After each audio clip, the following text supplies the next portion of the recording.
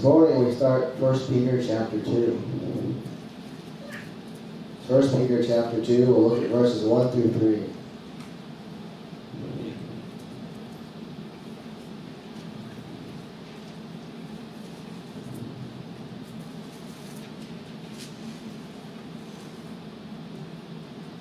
So rid yourselves of all malice, all deceit, hypocrisy, envy, and all slander. Like newborn infants, desire the pure spiritual milk, so that you may grow by it for your salvation, since you have tasted that the Lord is good. How many of you have tasted that the Lord is good? Hopefully we all have.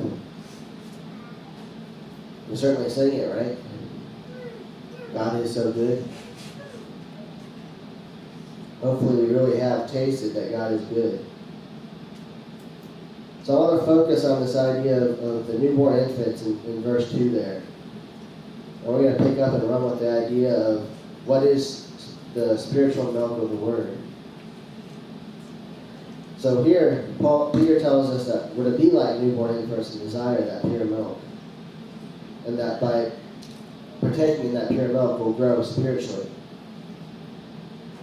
Isn't that how we start as newborn infants, as in the flesh? We need milk.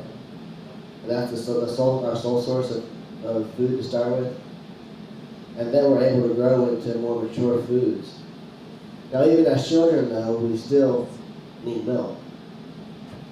You know, how many of those commercials do we see got milk? And then how often I tell the kids that they need that milk for their bones to grow, for this and for that. It's one of the most important foods for infants and for children. And it's even still good for adults, important for adults. So no matter what stage of our growth we're in, we do need the spiritual milk as well. Now we are to move on past spiritual milk so we can eat the meats, the more difficult foods. But we all need the milk at some point, or desire it. 1 Corinthians chapter 3, verses 1 through 4. And here Paul is kind of reprimanding the Corinthians. Brothers, but I, brothers, could not address you as spiritual people, but as people of the flesh, as infants in Christ. I fed you with milk, not solid food, for you were not ready for it. And even now, you are not yet ready, for you are still of the flesh. For while there is jealousy and strife among you, are you not of the flesh, and behaving only in a human way? For when one says, I follow Paul, another, I follow Apollos, are you not being merely human? So here, Paul makes a distinction. There is this milk, and then there's solid foods. And we're supposed to mature to the point where we can eat those solid foods. And, it's not easy to tell when we get there. But we need to not be afraid to make that jump to the solid foods. In Hebrews chapters 5 and 6, we kind of get a distinction here of what milk is. So we know what that spiritual milk is. It's going to kind of jump a little bit here. Starting in 5:12 through 14. And then going on in 6 and 1 and 2. Although by this time you ought to be teachers, you need someone to teach you the basic principles of God's revelation again. You need milk, not solid food. Now everyone who lives on milk is inexperienced with the message about righteousness, because he's an infant. But solid food is for the mature, for those whose senses have been trained to distinguish between good and evil. Therefore, leaving the elementary message about the Messiah, let us go on to maturity. Not laying again the foundation of repentance from dead works, faith in God, teaching about ritual washings, laying on of hands, the resurrection of the dead, and eternal judgment. So that last verse there, that's giving us, the last two verses there, that's our explanation of what spiritual milk is. It's the basics of the gospel message. Repentance, faith towards God, the teaching about baptism, the resurrection, and eternal judgment. That's all spiritual milk. None of that is the solid food. That's the spiritual milk. That's the basics. You know, when you're teaching a child, you give them the basics. You give them the bare minimum of what they need. So you give them rules, and they're not supposed to worry about, well, why do I follow those rules? Why are those rules so important? They just know they're supposed to obey them, to follow through with them. Now, as you get older, you start questioning, you start wondering why. And you're supposed to start wondering why. You're supposed to start questioning things. You're supposed to start working out, why do I believe this? Why should I believe this? That's when you start to mature. And so, when you get to the spiritual meatier foods, you're dealing with those difficult questions. How do I apply my faith? How do I treat a person who's like this or like this? That's the meat of the gospel. How do I live it out? Why do I believe those things? You know, for a while there on Wednesdays, the first Wednesday of the month, we've been dealing with questions that are the solid foods. When we've asked that, well, why does the church teach you don't dance? Why does the church teach you don't do this or that? Or why does the church teach what it does on how we deal with people who are divorced or who are homosexual?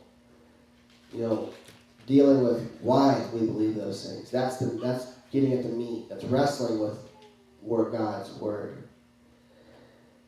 The spiritual infant just knows, well, I know I'm supposed to repent, trust in God, be baptized, know that there will be a resurrection and a judgment. And that as an infant, as a child, it's okay to be told, you don't do this, you don't do that, this is how you deal with this situation, and just accept it. As you mature, you need to start realizing why I believe that. How come I believe that? Is that really what the Bible says? Or is that just what the church says, or has said? And so sometimes every generation does need to go through this process of reevaluating what the church has taught. Now, 99% of the time, you should up exactly where the church came up before. But it doesn't mean you don't go through the process of looking at why you do those things. Because that's your development in going through those processes. You grow, you mature by questioning and reading and studying what is taught on those things. Otherwise, you're just a child and you're relying on someone else's faith. But as you grow, you question those things, you learn from those things. Those are the things that make you mature, that prove you're maturing, that you're able, that you're willing to wrestle with those things. You know, Peter here tells us we're to desire the milk from the Word. We're also to desire to get to that point of becoming an adult. How many of you, when you were about 10, were ready to be a teenager? You were ready to be even an adult, right? You looked forward to that point. You desired to be older. For whatever the reasons were, you desired to reach that certain age, that certain point. Just as an infant is supposed to desire that milk, as Christians that are maturing, we're supposed to desire to seek out what's going to mature us in Christ. Now, we should still desire that milk because we're always going to be children in God's sight. So we're always going to need to be reminded of that spiritual milk, that teaching that's basic. That's encouraging. It's a strong reminder of why we are able to do what we're doing. knowing why we stand, where we stand, who we are. And it is a process, and we have to start off. First part, we have to hear the word. We have to hear the basics, the good news. Then we can start doing what we've been taught. Not necessarily understanding everything we've been taught, but doing it. And then we start to become capable of sharing those basics. And then, as we continue to grow, we learn to discern complex issues. And as we get even more experienced, we become capable of discussing those complex issues with others and teaching them those issues. That's the process we see there that Paul teaches, that Peter is teaching. If we're going to grow, we have to be able to wrestle with those difficult things. We have to be feeding ourselves, both the spiritual milk and the spiritual solid foods. And we kind of see that. That's the story we see as Jesus is teaching the disciples. He calls them and he gives them a basic message. Come follow me, for the kingdom of heaven is near. And when Jesus finally sends his disciples out, the 72, that's basically all their message is. They're going to start doing things, so they're able to do some healing while they're going out. But their message is still the basic message. Come, for the kingdom of heaven is near. Repent, for the kingdom of heaven is near. Which is the basics. And then once they got the basics, Jesus starts to teach them the more difficult things. So they get a lot more teaching on the back end of difficult things. And we see in John, as Jesus gets to those difficult things, some of the people walk away from Jesus. What he's teaching becomes too difficult for them. And they're not willing to wrestle with those teachings and bring themselves to where they can understand what Jesus is teaching. And sometimes in some of those cases, they misunderstood what he was teaching. And that became a big stumbling block to their moving on. And if we get a stumbling block because we're not understanding, hopefully you won't turn and walk away. You'll dig in. You'll take your shovel and dig into the Word so that you can understand. Because we do know that's what God taught. When we hit those lessons and we see that is what God taught, we can be confident. We need to understand that. And so we dig in, and one bite at a time, we get through it so we can understand it and know what God meant when he taught this or he taught that. So where are you today in your understanding? Sometimes we get to this point where we've gotten to that spiritual food, and we're at the point where we should be ready to move on to that solid food. But we start questioning, am I ready? Will I ever be ready to move on? I see other people who do so much more for God than I do. And am I ever going to feel like I'm doing those things? Am I ever going to have that same level of intensity, same level of desire, the same feeling of strength that other person has? And sometimes we come to the conclusion, I won't. I'm never going to grow beyond what I am now. But this is a growing process. And you never need to forget that. Yes, you can keep growing. You can move on and be closer to God. Be stronger in your faith. To have that desire Peter is talking about. To keep going. To care more. To not feel like I have to give up. That I'm not good enough. That I'm never going to be good enough. But desire to be fervent and zealous for God. You can have that desire. And you can grow to where you gain that desire. If you don't have it. There's no reason to feel you'll never get there. Because if you keep growing, that's one of those things God will give to you, is that desire to love Him more, to be more fervent in what you do for Him. And if you feel you don't have it, you can pray for it. I urge you to pray for it. And God will give it to you. You may have to work a little bit still to get it. Because the way God gives things, sometimes He makes you earn them. But it doesn't mean you won't get it or you can't have it. God wants you to be zealous for Him. That's His desire, for you to be zealous for Him. To desire to know Him more and more. Not just what this says, but to actually know Him. That's what He wants. That's what He's driving for. And because His ways are different than our ways, His thoughts are different than our thoughts, it's not always easy to understand His thoughts, so we have to work at it. And we still may not ever always understand everything. But as we grow, we'll understand more and more. So hopefully, most of us are not newborn babes anymore. And we're not trying to stay newborn babes. We need to be willing to wrestle with those difficult questions and not just relying on the teaching of the basics. We need to be able to understand how we're supposed to carry out the will of God. And carrying it out means we need to understand, how would God treat this person? How would God deal with this situation? And the church has told us, has given us, this is what we do. This is what we do for that. Often it's right. The other thing that they've reasoned out is solid. Sometimes what the church reasons out may be based on things that have changed. And maybe we need to rethink a few things the church has taught. Be willing to address how we deal with certain things. Even within the church itself, not even necessarily the things outside the church. But when it comes to things like finding elders and deacons, maybe we need to analyze what we've been taught on that.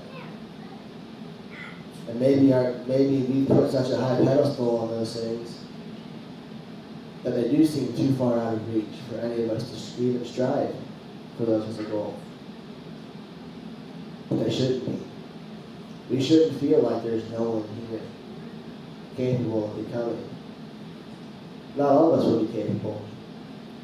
But we should recognize that there are people able to fill those positions, able to step up and do the things an elder would do, a deacon would do. Able to go out to the world and actually love the way God loves. That's what a mature Christian reasons out and starts working to understand. The immature Christian knows they're safe, knows they're protected. And yes, we need to be reassured of those things over and over again. We constantly need to be fed that, to know that by heart. But we also need, as mature Christians, that solid food. Don't be afraid of that solid food. Don't be afraid to wrestle with things we see that other Christians do, and obviously they're not doing it well. If we're not doing it well, it means we need to reevaluate what we're doing. It means we need to question why we're doing it that way. And if what God has to say should show us another way, a better way to do it. This morning, if you need to come and you're not even a spiritual infant in Christ, you have an opportunity to become that infant. You've been taught, you've been hearing that spiritual message, that milk. You've already been receiving it. You've been being taught to repent of your sins, to repent of all the transgressions you made against God, to put your trust and faith in Him, to know that He is God, that He is our Lord, and the only one who can save us from ourselves, from our sins. And you know you've been taught that to do that, you need to go into baptism so that you can receive the blood of Christ, so that you'll die and be resurrected with Him. That there will be a resurrection and a day of judgment. Come and feed on those teachings and accept them, become an infant. You are already in Christ, and you're struggling to mature. You need our strength. You need pointed to in God's Word with some direction for some help. You have your brothers and sisters here in Christ to come to seek that help as well. We ask that you come now as we stand and sing.